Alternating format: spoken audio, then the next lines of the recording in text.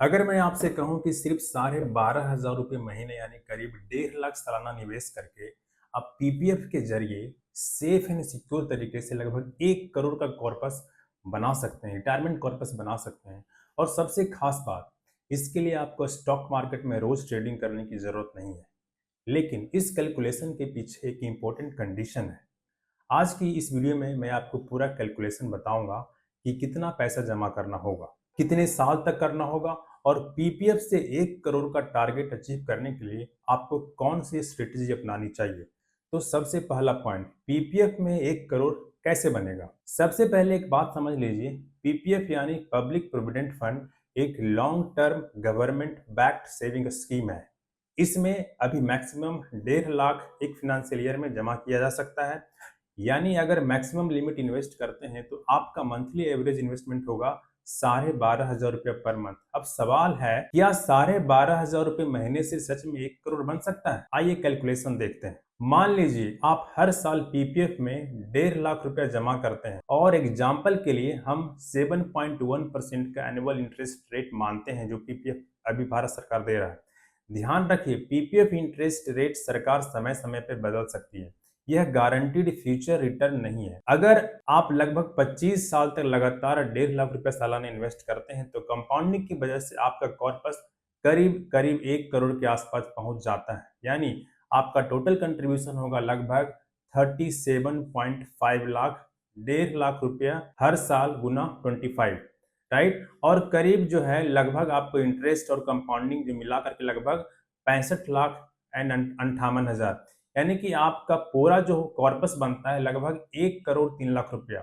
अब अगला point, PPF तो सिर्फ 15 साल का होता है। आप कंफ्यूज हो सकते हैं कि पीपीएफ तो 15 साल के लिए होता है तो 25 साल तक इन्वेस्टमेंट कैसे करेंगे। पीपीएफ 15 साल का होता है, लेकिन मैच्योरिटी के बाद इसे 5-5 साल के ब्लॉक में इसको एक्सटेंड कर सकते हैं, और यही फीचर पीपीएफ को रिटायरमेंट प्लानिंग के लिए इंटरेस्टिंग बनाता है। आप पीपीएफ को सिर्फ 15 साल की इन्वेस्टमेंट की तरह मत देखिए। अगर आपका गोल रिटायरमेंट है तो आप इसे लॉन्ग टर्म वेल्थ क्रिएशन के लिए यूज कर सकते हैं। अब बात करते हैं पीपीएफ की असली स्ट्रेटेजी, जिससे कि आप 1 करोड़ बना सकते हैं। अगर आपका गोल 1 करोड़ का रिटायरमेंट कॉर्पस बनाना है तो सिर्फ पीपीएफ अकाउंट खोलना काफी नहीं है। आपको 3 चीजें कंसिस्टेंटली करनी होगी। Number 1, maximum contribution.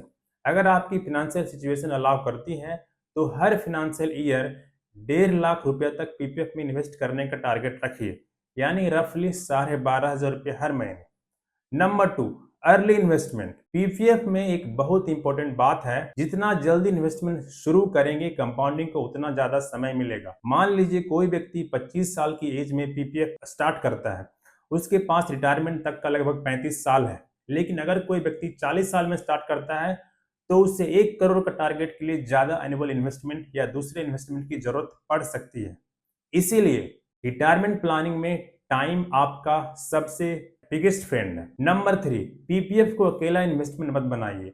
यह पॉइंट बहुत इंपॉर्टेंट है। मैं यह नहीं कह रहा कि आपका पूरा रिटायरमेंट कॉर्पस पीपीएफ में होना चाहिए। पीपीएफ रिलेटिवली स्टेबल और लॉन्ग टर्म इन्वेस्टमेंट ऑप्शन है, लेकिन रिटायरमेंट प्लानिंग में डाइवर्सिफिकेशन भी जरूरी है। आप अपनी रिस्क प्रोफाइल के हिसाब से पीपीएफ के साथ साथ ईपीएफ, एनपीएस और म्यूचुअल फंड या दूसरे स्टेबल इन्वेस्टमेंट्स को भी कंसीडर कर सकते हैं। उदाहरण के लिए पीपीएफ आपके पोर्टफोलियो का रिलेटिवली स्टेबल हिस्सा हो सकता है, और equity mutual fund long term growth के लिए इस्तेमाल किए जा सकते हैं। चलिए अब समझते हैं पीपीएफ में एक छोटी सी गलती से कैसे बचना चाहिए। पीपीएफ में इन्वेस्टमेंट करते समय कंट्रीब्यूशन की टाइमिंग भी इंपॉर्टेंट होती है। अगर आप साल की शुरुआत में कंट्रीब्यूशन कर पाते हैं तो जनरली यह इंटरेस्ट कैलकुलेशन के लिहाज से ज्यादा बेनिफिशियल हो सकता है। इसीलिए कई इन्वेस्टर साल के अंत में पूरा पैसा जमा करने के बजाय फिनेंशियल ईयर की शुरुआत में कंट्रीब्यूशन करने की प्लानिंग करते हैं। लेकिन हमेशा करंट पीपीएफ रूल्स और एप्लीकेबल इंटरेस्ट कैलकुलेशन को जरूर चेक कर लेना चाहिए। अब समझते हैं 1 करोड़ कॉर्पस बनाने के लिए कंपाउंडिंग का कितना रोल हो सकता है। यहाँ सबसे इंटरेस्टिंग बात 1 करोड़ नहीं है, इंटरेस्टिंग बात है 37 लाख जो आपका कंट्रीब्यूशन था, उससे करीब 1 करोड़ तक पहुंचने में कंपाउंडिंग कितना बड़ा रोल निभाया। यानी आपको सबसे ज्यादा पैसा कमाने की जरूरत नहीं होती है, कई बार जरूरत होती है समय, डिसिप्लिन एंड कंसिस्टेंसी की। अगर आप हर साल इन्वेस्टमेंट रोकते रहे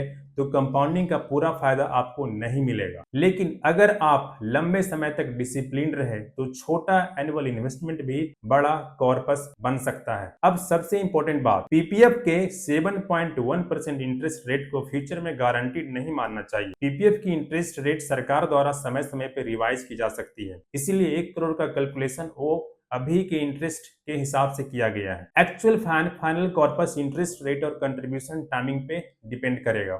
और आपका रिटायरमेंट टारगेट 1 करोड़ है तो इन्फ्लेशन को भी जरूर ध्यान में रखना चाहिए। आज का 1 करोड़ अगले 20-25 साल बाद उतनी परचेजिंग पावर नहीं रखेगा।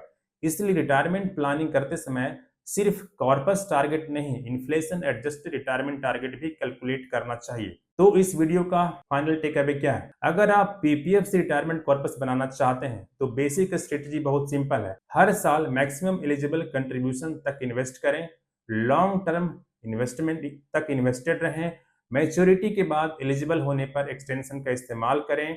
और सबसे इंपॉर्टेंट बात, पीपीएफ को अपनी पूरी रिटायरमेंट स्ट्रेटजी न बनाकर डाइवर्सिफाइड रिटायरमेंट पोर्टफोलियो का हिस्सा बनाएं, क्योंकि वेल्थ क्रिएशन का सीक्रेट कोई मैजिक इन्वेस्टमेंट नहीं है। सीक्रेट है time plus compounding plus discipline.